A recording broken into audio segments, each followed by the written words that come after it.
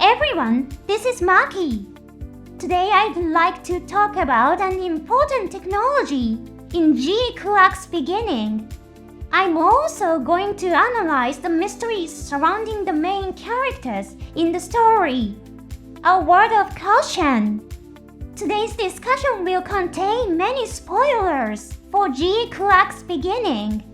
If you prefer to watch the movie without any prior information, please come back to this program after you've seen the movie.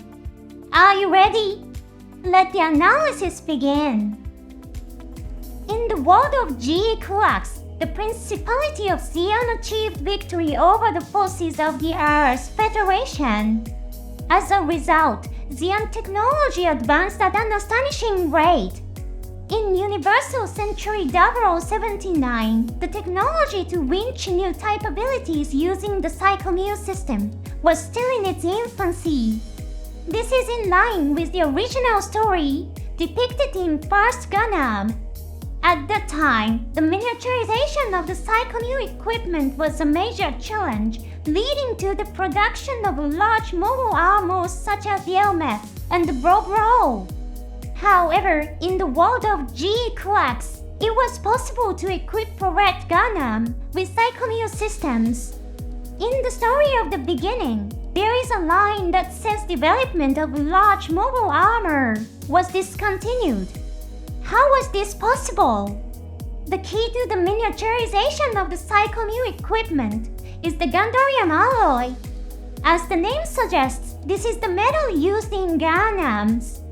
In Universal Century 0079, it was known as Lunar Titanium alloy. This Lunar Titanium alloy is lighter and more durable than the super hard steel alloy used in mobile suits such as the Doku of the Principality of Xi'an. By using Lunar Titanium alloy, the Gundam achieved agile movements, exceptional durability, and the power to destroy a Zaku with sheer arm strength. The acquisition of this Lunar Titanium alloy is a great opportunity to advance the technology of the Principality of Xi'an. This is supported by an example from a previous Gundam series, Zeta Gundam. This series was directed by the same Yoshiyuki Tomino, who directed First Gundam. The Earth Federation forces and Anaheim Electronics attempted to develop new mobile suits, but were unable to achieve satisfactory results. However, technological progress took a significant leap forward when Charles Neville provided a new material developed in the asteroid axis called Gundarium alloy Gunner. This material played a key role in the development of mobile suits with complex transformation mechanisms, such as the Zeta Gundam. In the world of GQuuuuuuX, Charles Neville acquired Lunar Titanium alloy and stole related technology, along with a Pegasus-class mothership, and brought it all back to the Principality of Xi'an. Compared to Xi'an's main home world, the asteroid axis is an extremely small outpost. What would happen if the Lunar Titanium alloy was researched on Xi'an's home world, which has far more resources and personnel than Axis? The Principality of Xi'an, in the midst of a war, would likely pour all of its manpower and financial resources into technological development for its survival, as opposed to the more covert operations of the Axis. This is consistent with the historical fact that Xi'an developed an incredibly diverse range of mobile suits and mobile armor. In the world of GQuuuuuuX, it is entirely plausible that the Principality of Xi'an not only developed technology equivalent to Gundarium alloy Game, but went on to create even more advanced innovations. And what would this advanced technology be? It is none other than the Psycho Frame. There has never been an explicit connection between Psycho Frame and Gundarium alloy. The attitude that Psycho Frame is the successor technology to Gundarium alloy does not currently exist. However, it is established that Psycho Frame was developed under the leadership of Charles Neville in the New Zealand forces Cycle frame technology involves embedding computer chips with basic cycle functions at the metallic particle level within the structural components of a mobile suit. They both have one thing in common: metal material technology. This is the latest technological advance achieved by New Zealand, who have acquired technology far more advanced than that of the Earth's Federation forces. Similar to the earlier discussion of the Axis, New Zealand is a much smaller organization compared to the Principality of Zealand. In the story Shell's counterattack, New Zealand is described as a very small organization, often underestimated by Earth's Federation military personnel and officials. Although the New Zealand Army was an extremely small organization, it possessed the scientific expertise to create revolutionary technologies such as the cycle frame. In the world of GQuuuuuuX, we can think that the cycle frame was born as a result of a favorable environment that allowed technology to advance at an incredible rate. Allow me to digress for a moment. In fact, GQuuuuuuX and cycle frame have a strong connection, even in the real world. Cycle frame was conceived by GUNDAM, the company responsible for its creation. The concept was developed by Toshio Okuda, a mechanical design staff member at the time, in response to Yoshiyuki Tomino's request to introduce a technology that is significantly different from the previous Gundam series. Okada was the president of GUNDAM at the time. GUNDAM is the same company that produced the TV anime series Neon Genesis Evangelion. In addition, some of GUNDAM's employees later founded their own company, Studio Color. Hideaki Anno, a former GUNDAM employee, is currently the president of Studio Color. This makes cycle frame not only a landmark technology within the Gundam series, but also a symbolic creation linked to both GUNDAM and Studio Color. Doesn't this connection make it even more plausible that the cycle frame technology will appear in GQuuuuuuX? Of course, this is partly a tongue-in-cheek observation and includes my personal interpretations and speculations.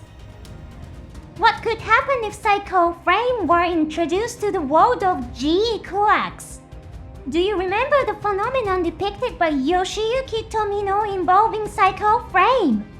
It's the iconic moment when the asteroid Axis, on the verge of crashing into Earth, was pushed back into space. This phenomenon, made possible only by cycle frame, is symbolic.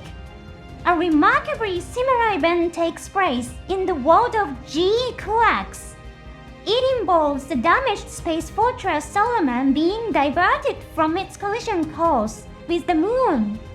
This phenomenon, called the Zeknova in GQuuuuuuX, is characterized by a distinct green light. The green light appears after Solomon is damaged, a visual hallmark of cycle frame-induced phenomena. And who caused this event? The answer is Lolo Soon. In a previous episode of my program, I discussed the significance of Lolo Soon and her presence in the GQuuuuuuX universe. Interestingly, newly distributed materials in movie theaters contain intriguing references.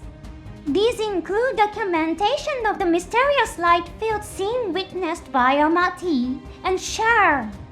One such document describes the scene as a vortex or maelstrom with no discernible end or center. If there is a center, it might resemble a pointed hat like a lotus flower. The phrase pointed hat resonates with Gundam fans, as the Hermes mobile armor of first Gundam was nicknamed the Pointed Hat. The word pointed hat is spoken by characters in the story. The mention of a lotus flower is also significant. Native to India and surrounding regions, the lotus flower has sacred and spiritual connotations in ancient Indian religions. This ties back to Lolo Soon, who has traits of Indian heritage. The notion that the New Type Research Institute may have used Lolo Soon to create an object called the Rose of Sharon and combined it with psycho-frame technology to create breakthrough innovations is an interpretation worth considering. This technology, resonating with Charles Nabal, could have triggered the Zeknova phenomenon.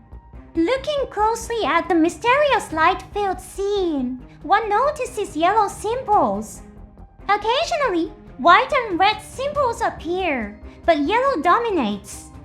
Don't these symbols resemble stylized human figures? It is almost as if Lolo Soon herself is gracefully floating in the space of light. Her association with yellow clothing reinforces this impression and serves as a symbolic representation. In this light-filled space, Lolo moves freely with the L-math at the center, a vision of the other side where new types exist. Psycho Frame seems to provide access to the power of this other side. Such an interpretation is consistent with the possibilities explored in GQuuuuuuX. How would I interpret the technology of Psycho Frame? Some Japanese fans speculate that the technology of Psycho Frame was brought to the world of GQuuuuuuX by someone from a parallel universal century. This interpretation is intriguing indeed. It suggests that the distinctive design of GQuuuuuuX, so different from the Zoku, is due to its use of technology introduced from a parallel world. Certainly, this opinion also seems reasonable. It seems that the world of GQuuuuuuX still holds many intriguing secrets. The anticipation for the anime is growing with each revelation. Thank you for watching until the end. See you next time.